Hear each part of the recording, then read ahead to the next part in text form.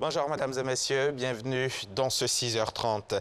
La région du Moronou avec à sa tête l'inspecteur général de l'État récemment nommé Théophile Awandoli a rendu hommage au président de la République Alassane Ouattara pour les actions en faveur du développement local. Sortir leur localité de l'enclavement par la réhabilitation de l'axe Akupé-Bongouanou ou la mise en place des projets d'envergure sont autant de motifs de satisfaction. Ces populations ont tenu à réaffirmer leur soutien et surtout leur reconnaissance au chef de l'État, représenté sur place par le vice-président Daniel Kablan-Duncan. C'était donc samedi à Bongouanou. Chef-lieu de la région administrative du Moronou, Bongouanou, dans le centre-est ivoirien, accueille le vice-président Daniel Kablan-Duncan, dépêché par le chef de l'État.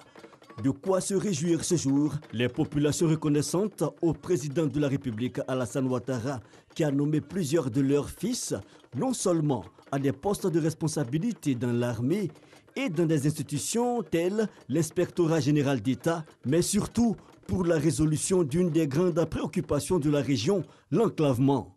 Le bitumage de l'axe Bongouanou-Kotobi à Bongwa a coupé. La fermeture de cette route pendant une quinzaine d'années constituait une entrave importante à l'essor économique du Moronou et de la région voisine de la Mé.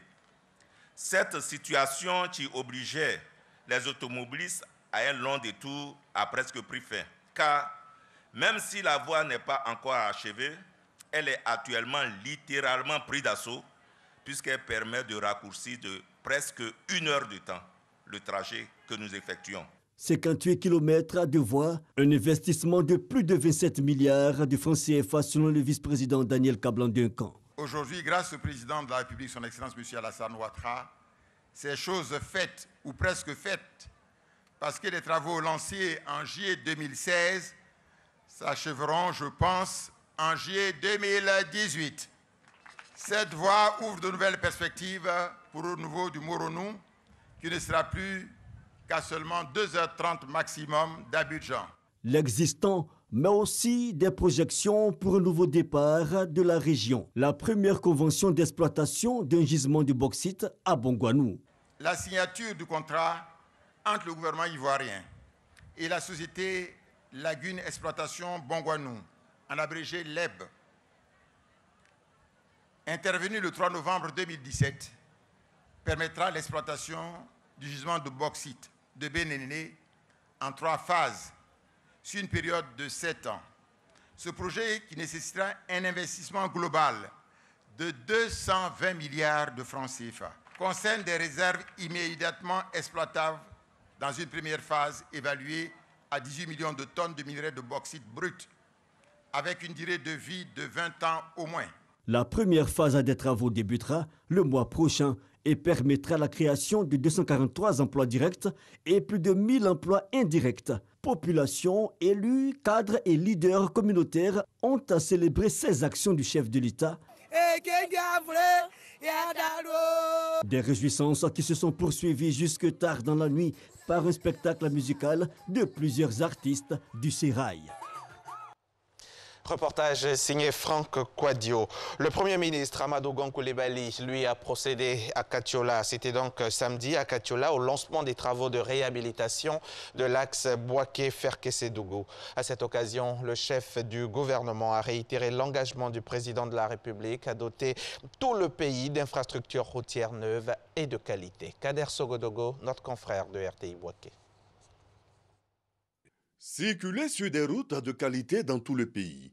Une aspiration des populations pour laquelle le président de la République Alassane Ouattara s'est engagé. Le Premier ministre Amadou Gon Coulibaly donne vie à cet engagement. Acte concret, le lancement des travaux de réhabilitation de l'axe Bouaké-Ferkessédougou. Un geste désormais régulier en Côte d'Ivoire et qui est loin de s'arrêter. Il faut le dire, l'émergence par la route est une réalité et un engagement respecté. Les travaux de renforcement de cette route s'inscrivent dans le cadre des importants investissements d'entretien, de réhabilitation et de construction de routes et d'ouvrages structurants décidés par le président de la République, son Excellence M. Alassane Ouattara. La qualité est le premier facteur qui guide le gouvernement. Je voudrais me tourner vers les acteurs de la chaîne de réalisation des travaux, à savoir les groupements d'entreprises et les bureaux de contrôle, pour les inviter à être des plus appliqués dans la conduite de leurs tâches, afin que les importants efforts financiers que l'État va engager dans ce projet soient amplement et totalement justifiés. Dès lors, la satisfaction de toutes les populations est visible. Un aperçu des travaux qui ont été réalisés sur l'axe Fekese-Dougou-Wangolo-Dougou. Du bitume neuf. Vu de haut, à la disparition du soleil, on est convaincu du travail qui est en train d'être fait dans le pays. D'où l'intérêt de préserver un climat de paix. L'amélioration des conditions de vie des populations est une préoccupation de tous les instants. C'est le sens de tous les projets annoncés et qui ne peuvent se réaliser que dans la paix. C'est pourquoi, chers parents, je vous invite, chacun en ce qui le concerne, à œuvrer autour de lui au renforcement d'un climat de paix propice à la construction de notre cher et beau pays. Cela est un message important du chef de l'État. De nombreuses fêtes de la lumière ont été organisées en Côte d'Ivoire. Désormais, les Ivoiriens innovent. La fête de la route. Katiola en a été une démonstration parfaite. Dans le cadre de la mise en œuvre de la politique gouvernementale en matière d'emploi, le ministre de l'Emploi et de la Protection sociale a organisé une cérémonie de remise de chèques d'une valeur de 13 338 000 francs CFA. Ces chèques ont été remis à l'Association des artisans unis de la commune de Port-Bouët et au réseau des femmes actives pour le développement de Côte d'Ivoire. L'objectif était de contribuer à l'insertion socio-professionnelle des populations par l'auto-emploi. Christ Diomandé, son reportage est commenté par Franck Quadio. Je suis heureux de vous remettre ce chèque symbolique pour permettre de financer ces projets-là. Une remise de chèque, une nouvelle page qui s'ouvre pour deux associations, celle des artisans de la commune de Port-Bouët et le réseau des femmes pour le développement de la Côte d'Ivoire. 13 338 000 francs CFA à leur bénéfice à ce jour. Grâce à ce geste du ministère de l'Emploi et de la Protection sociale, l'espoir pointe à l'horizon. Ce don va nous permettre de mettre en place nos projets. Et lorsqu'on se retrouve à la tête d'une organisation et que vous avez en charge des maires qui vous sollicitent jour et nuit, et du coup, on vous apporte cette bouée de sauvetage, qu'est-ce que vous pouvez dire? C'est une grande joie. Un devoir donc d'accomplir pour Jean-Claude Kouassi. Il s'agit de contribuer à l'insertion socio-professionnelle des populations par l'auto-emploi, le développement des activités génératrices de revenus. Sachez qu'en phase d'exploitation de votre projet, vous pourrez bénéficier d'offres de services d'encadrement et d'appui de structures techniques et financières compétentes afin d'atteindre les objectifs que vous vous êtes fixés. Ce soutien a été possible grâce à la signature d'une convention de partenariat entre le ministère et une structure bancaire. La balle est désormais dans votre camp, mais je suis persuadé que vous avez saisi cette balle au rebond puisque ensemble, vous avez dit que vos engagements de remboursement seront tenus.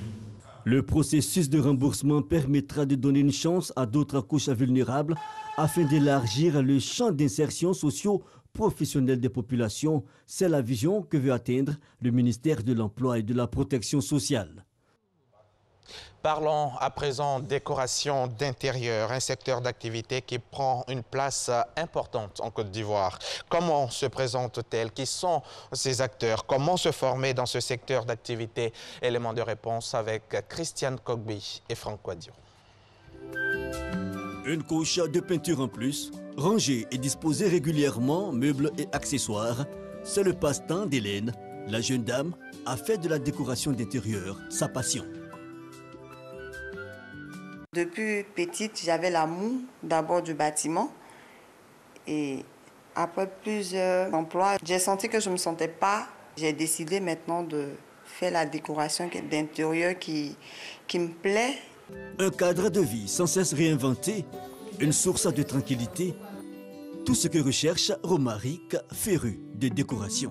En fonction de ce que vous avez à faire de votre cadre, nous réfléchissons, nous agençons, nous harmonisons les couleurs en fonction de la lumière et nous nous donnons le cadre le plus paisible pour ce que vous avez à faire. Une passion telle que cet ancien fonctionnaire a choisi de faire de la décoration d'intérieur son métier, celui d'embellir les lieux d'habitation. Tout abandonné pour décorer des maisons, Fatoumata a aussi franchi le pas. Comme Romaric, elle a opté pour la professionnalisation. Il a fallu pour cela suivre une formation. Je suis passionnée des décors depuis toute petite et après ma formation en électrobiomédicale, je me suis rendu compte que la passion avait vraiment pris le dessus et j'ai cherché à pouvoir explorer cette passion-là. J'ai commencé à faire de ça mon activité première. La formation au métier de l'aménagement d'intérieur, toute une philosophie. Cette école, la seule en Afrique de l'Ouest, en a fait une spécialité depuis 2003. La formation se déroule en 5 mois.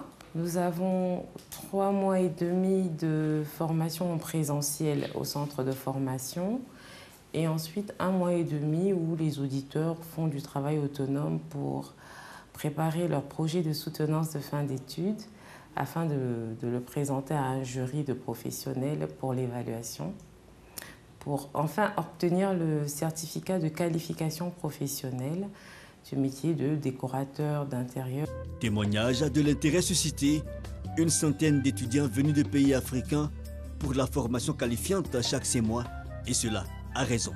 Aimer décorer, c'est bien, mais cela nécessite un certain savoir-faire et des critères. Être passionné, ensuite avoir un minimum de créativité quand même, parce que ce sont des métiers, je veux dire, qui vont dans le sens de l'art. Donc il faut un minimum de créativité pour pouvoir suivre les cours. Et ensuite, bon, on essaie de demander aux personnes d'avoir le bac. Décorer son intérieur ou faire appel à des professionnels comme Romaric et Fatoumata, cela est accessible aussi à toutes les bourses et le bien-être, ça n'a d'ailleurs pas de prix.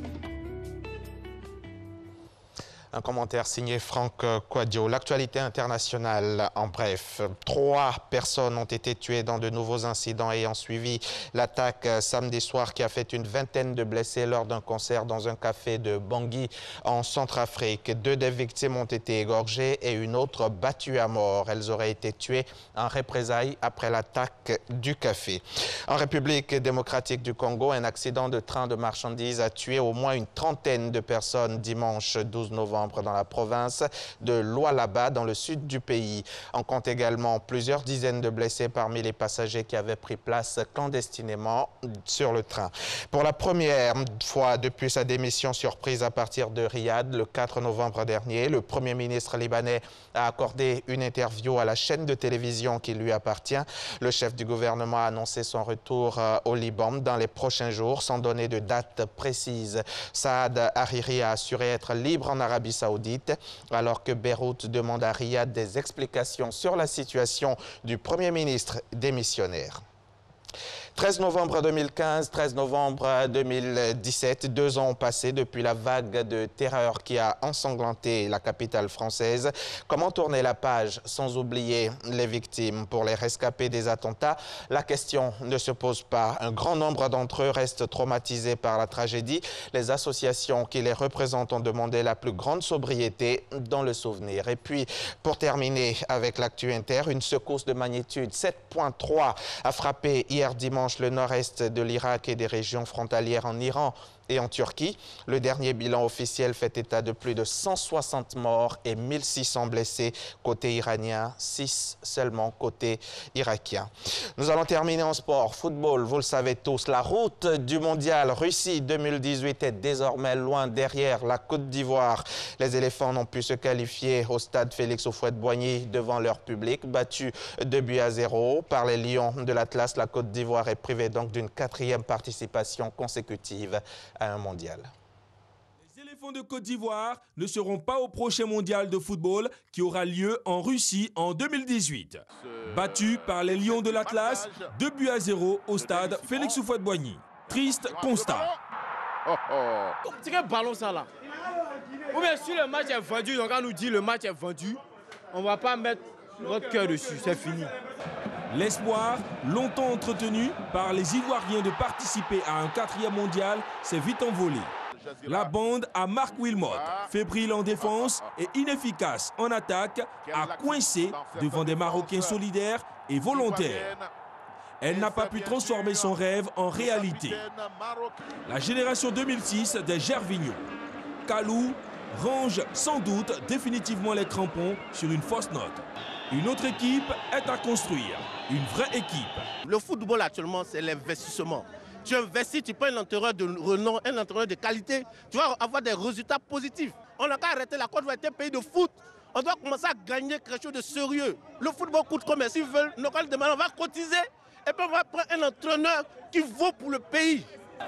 Il faut penser dès maintenant à préparer dans la sérénité et sur le long terme une équipe, un groupe volontaire pour aller à l'assaut de la CAN 2021 d'Abidjan et pourquoi pas la gagner.